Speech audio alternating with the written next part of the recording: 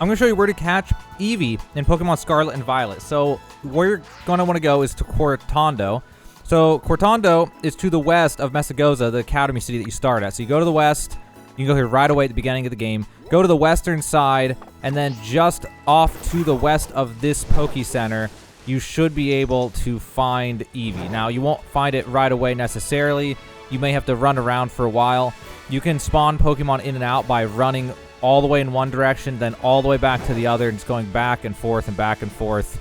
And eventually, you'll be able to spawn an Eevee around, one of these fields. Okay, so finally, there it is. There is an Eevee. Be careful with an Eevee. Make sure you actually have a Pokemon that won't one-shot if you're coming back here late game, which is what I'm going to do because I want to catch this Eevee. So I just want to point out that I spent at least 10 minutes running back and forth respawning Pokemon before this Eevee spawned.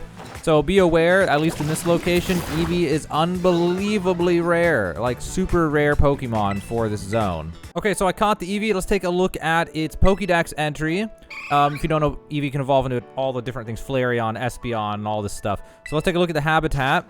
So there's this area. It looks like there was also, oh my gosh, you can catch it right by the entrance of the Poke League, maybe. And then there's also some higher level zone to the north of the crater that you can catch, I guess, assume higher level Eevees. But it says rarely seen, so I assume it's this rare literally everywhere. Okay, so that's good to know. Run back and forth till it spawns. And if you want to evolve your Eevee, check the description of this video, and I have links to some of the stones that you can find. I have locations, videos for them, and not just locations, but also like farming locations, ones where you can get infinite numbers by just running around and resetting and coming back.